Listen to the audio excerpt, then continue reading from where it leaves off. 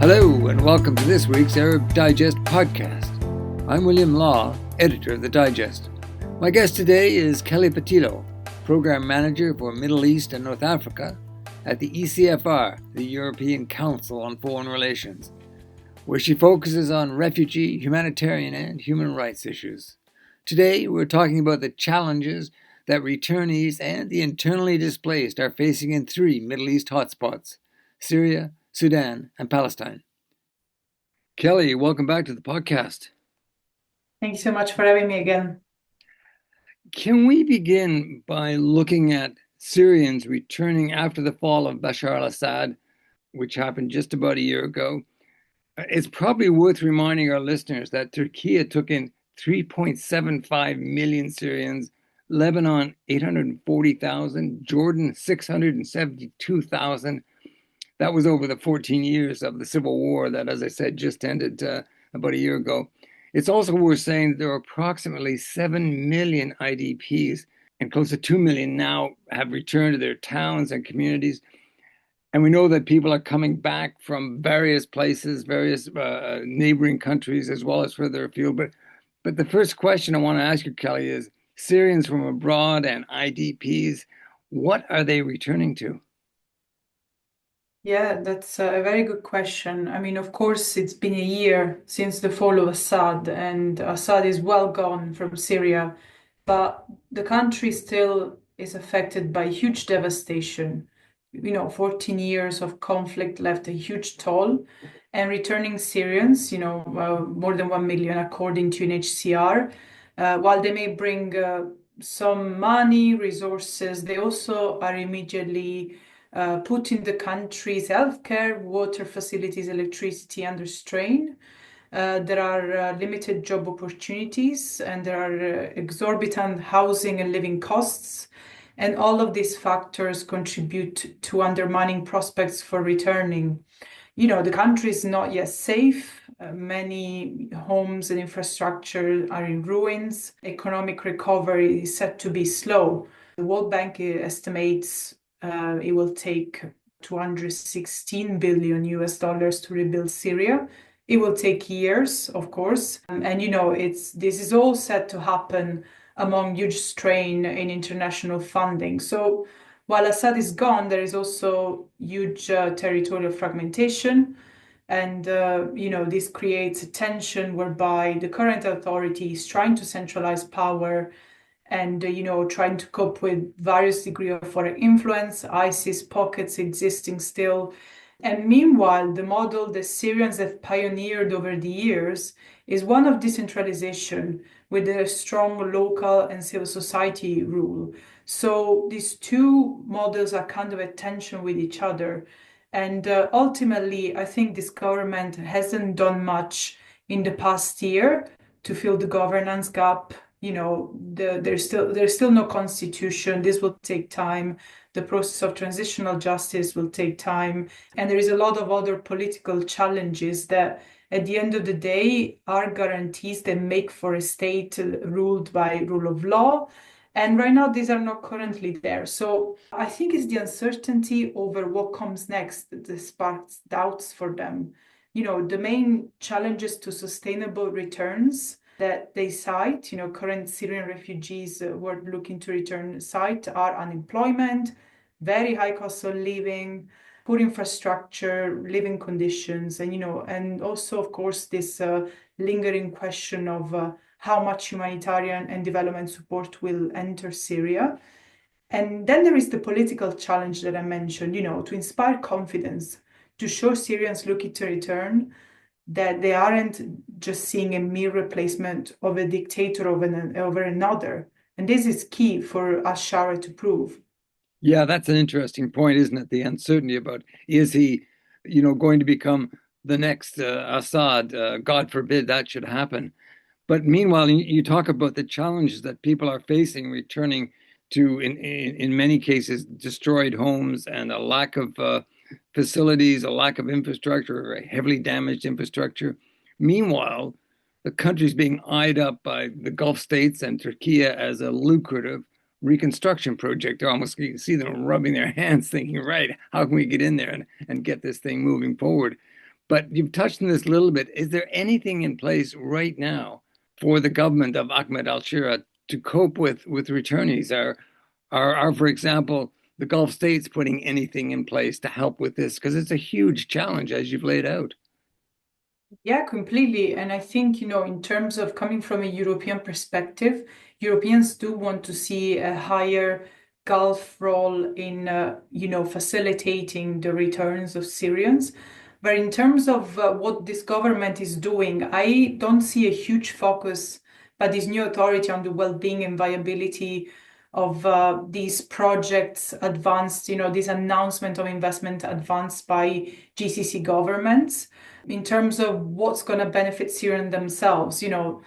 I see rather an emphasis on, very lucrative projects, as you say, multinational companies, including from Europe, profiting, different companies from Gulf countries investing and looking to invest. This government has at heart the need to assert itself in the regional and international arena and gain legitimacy, and is keen to welcome foreign investment to both build that legitimacy but also build revenue at a macroeconomic level. But I would say this doesn't necessarily mean that this will benefit Syrians directly. I think there is a risk that externally driven investments are at odds with Syria's economic model of small, medium enterprises, which is their traditional model. And I fear that these top level investments will not end up benefiting ordinary people at all. And this is also important, I think, beyond the economy, on the ground economic exchange, which to some degree is already happening now, is seen as a key builder of social cohesion in a country like Syria that is deeply fragmented. So this is extremely important to also facilitate these local exchanges that are focused on the economy, but can actually, bring together a country that is right now not on the same page at different levels, or including politically. So I think it will be key in reassuring Syrians willing to return, along with improving the security situation, which still remains a bit tough, to ensure that Syrians are also reassured from the perspective of the social dimension. How can we guarantee that they will live in a society where they can study, go out, access opportunities that can enrich themselves at a human level? So not only the economic factor and the security factor, but this civic kind of dimension is important. And I think right now there is little emphasis on this in terms of what al-Shara is working on and trying to offer. Of course, this government is facing enormous challenges. But I mean, if they want to build confidence, they need to put meaningful efforts in showing Syrians that are working at different levels, including at the human level. Yeah, and I'm thinking too, so many people have suffered through the trauma of this terrible war, and 500,000 were killed by the Assad regime. I think I've got that figure right. I mean, just the emotional trauma to go along with the physical challenges that these people are facing. It's a huge, huge task. And as you say, the al-Shara government is struggling on many, many fronts, but the people should be first and foremost in their minds. European countries, Kelly, have been quick to try and move Syrians out in an initiative that could broadly be described as orderly repatriation and deportation. So how's that working out in practice? Yeah, I mean, I think Europe has been worried for the past few years about low repatriation numbers, and is trying to ensure they go up. They've been trying to issue more orders to leave in recent years, and European countries are trying to add and have added new countries to the list of safe countries. And despite these measures, I think 20 or 30% of the people who are issued with return orders are actually eventually repatriated and go home. So, you have the situation where conflicts in the region become more protracted, and, Europeans are getting nervous, and they are scared that they will not be able to fulfill political pledges to return more migrants and to show they have control. So, they're trying to pass a resolution in Europe through the EU Parliament to set up return hubs.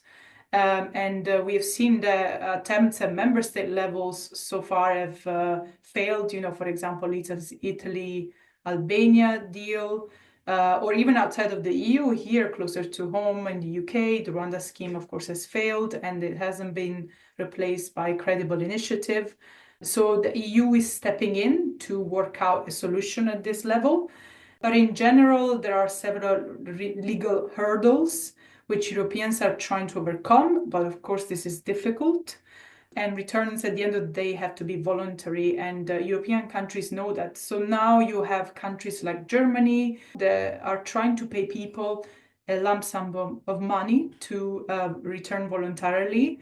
These sums of money have been judged by Syrian returnees as insufficient. Who's going to help Syrians going back to a country where the overwhelming majority of people still depend on aid, where you may not be entitled to your land, your house got destroyed, there are no prospects for self-reliance, everything is expensive, and safety is also a concern. So even the German Foreign Minister Badepul said that now it's still impossible to live a dignified life in Syria. And the mantra for Europe has been, even during the Assad government, safe, voluntary, and dignified. And we're not there yet. Yeah.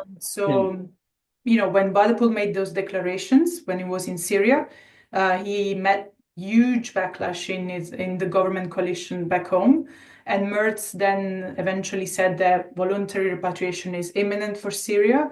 This is a concern that trickles back to the domestic politics.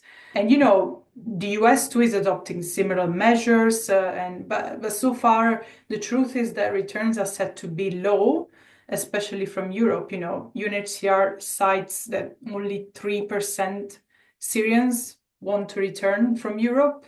So the picture is very stressful for Europeans looking to make gains in terms of political gains. Yeah, of course. And meanwhile, the far right parties are making huge gains, and established parties are feeling very, very threatened and frightened by that process as well.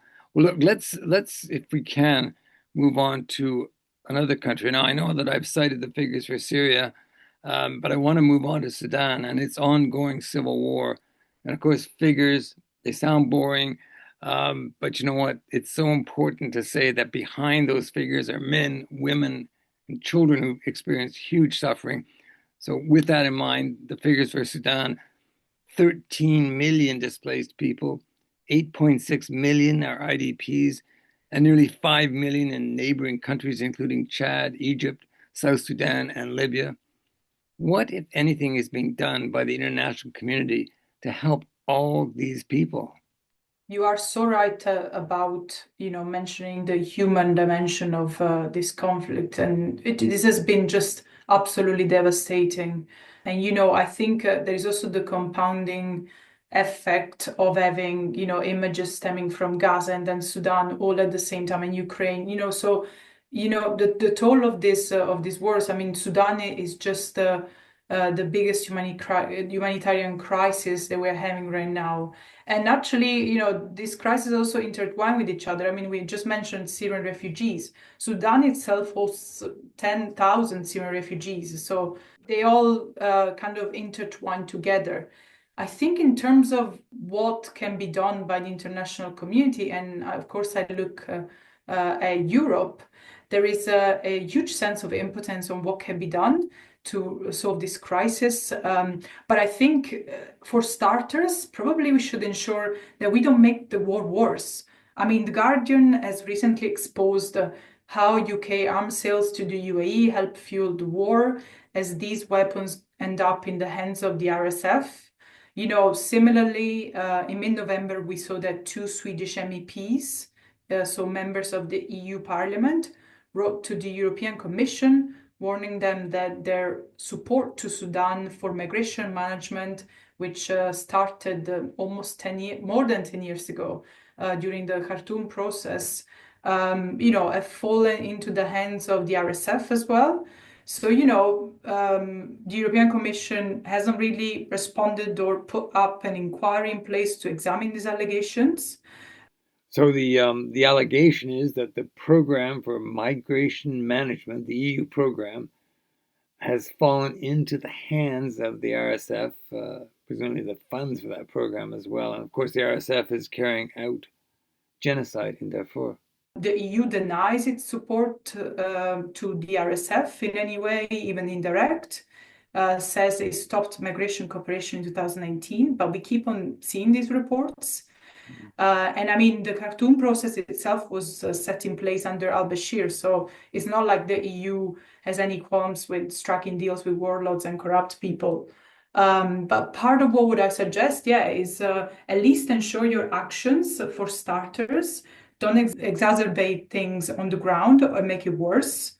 This also means, and this might be the part that we find particularly ugly and difficult to deal with, but it also means looking carefully at how we support Gulf states like the UAE, which is well known for its support to actors fueling the war in Sudan. So we need to look at these issues, and the figures and the images on the ground are just too much to Bring some handle pressure. and undermine us. Yeah, Bring no, for some sure. pressure to bear on some of these outside players. Again, a very, very difficult situation, but one that urgently needs addressing.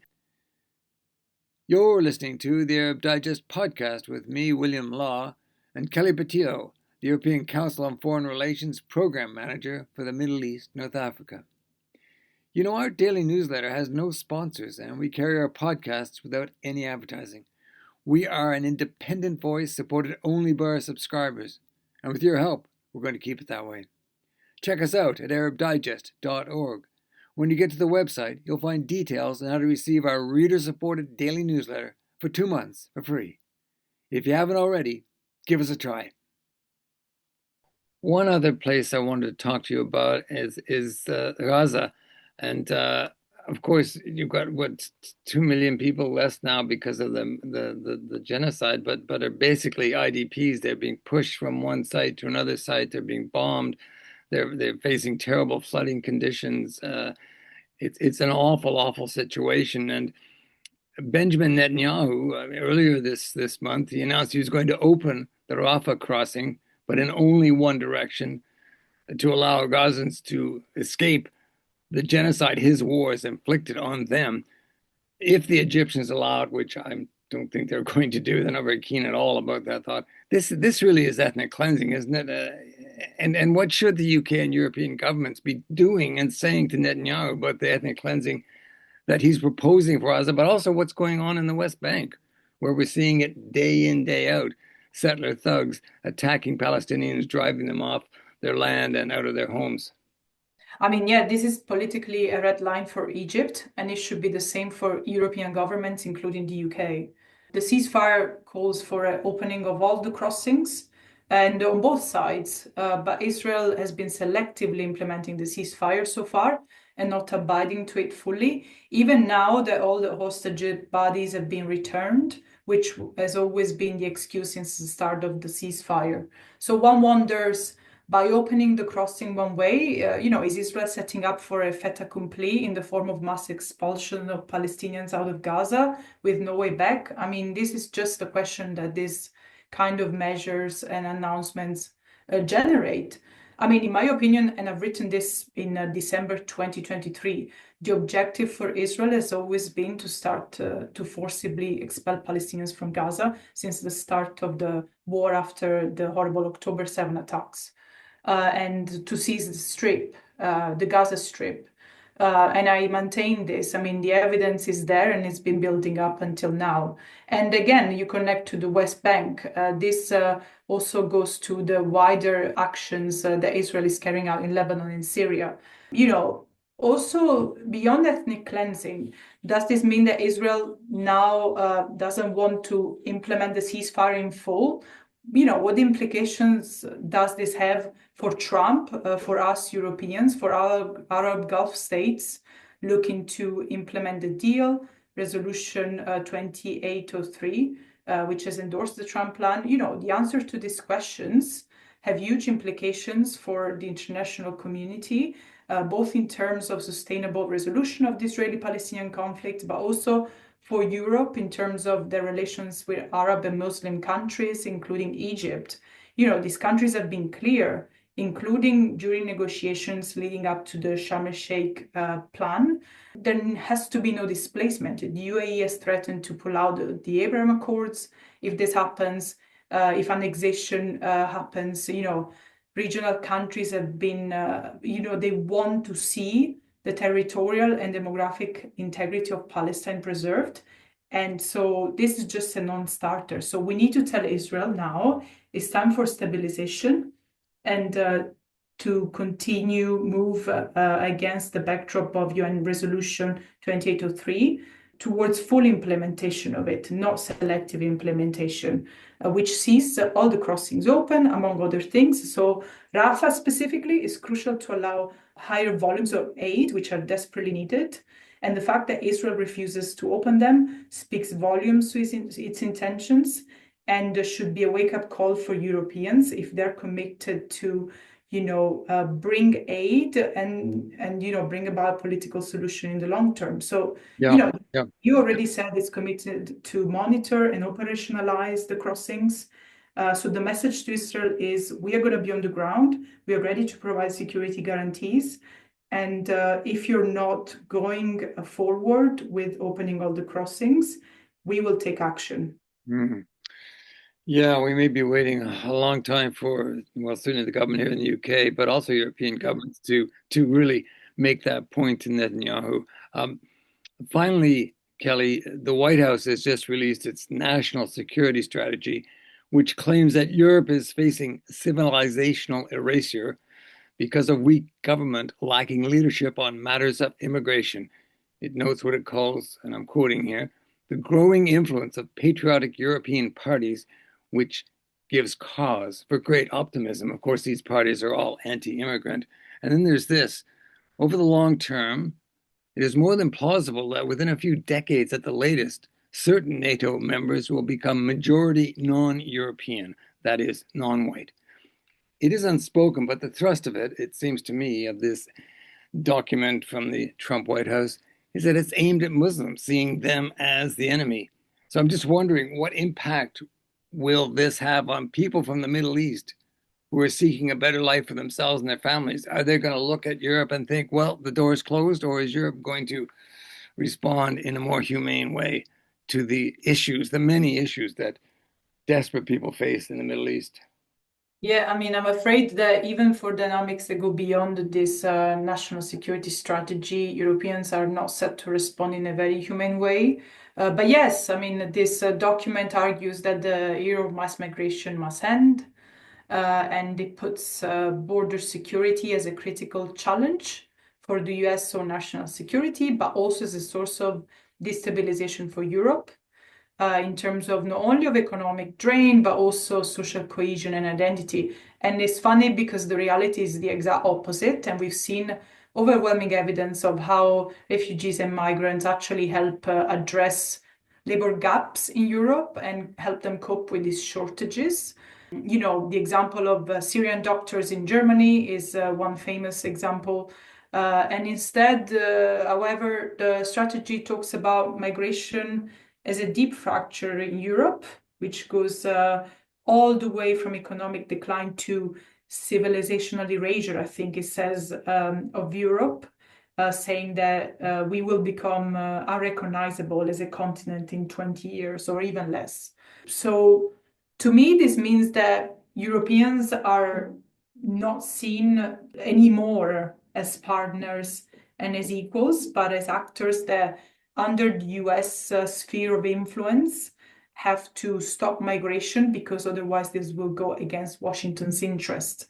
So we might find ourselves in a situation where on the one end, in a few years, Europe will find itself desperate and depending on migrants to build up its economy, and at the same time being blackmailed by the US to stop migration.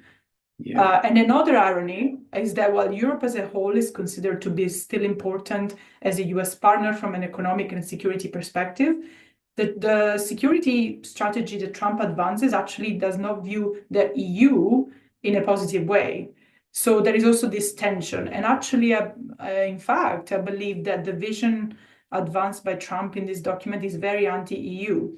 And yet, you have this situation where the EU very much embraces the strategy and the vision put forward by Trump on migration, which is just really, really weird. So they're not fighting back in terms of putting forward a different narrative, but they're espousing actively a narrative which goes directly against them and against the EU's existence. So yeah, I'm afraid I'm not ending with a positive note, but this is what Yeah. I think. Yeah, no, it's hard, Kelly, to end on a positive note because the situation as we head into 2026 is looking very, very difficult. And the migration issue, which needs to be addressed, seems that's going to be very difficult in and of itself. But I know you'll be continuing to keep an eye on that, and we'll bring you back, and hopefully we'll have some better news to report on at that time. But in the meantime, thank you so much. Thank you so much for having me again. My guest today on the Arab Digest podcast was Kelly Petillo, Program Manager for Middle East North Africa at the ECFR, the European Council on Foreign Relations. Arab Digest is an independent voice on the Middle East and North Africa. No sponsors, no advertising. Want to support that independent voice? Head to the website arabdigest.org and look out for the offer of a free 2-month trial to our reader-supported daily newsletter. Follow us on Facebook, X, and LinkedIn, and search our library of more than 300 podcasts on Apple Podcasts, Spotify, SoundCloud, or other platforms. We thank you for listening. I'm William Law, editor of the Arab Digest. Essential reading, essential listening from independent sources.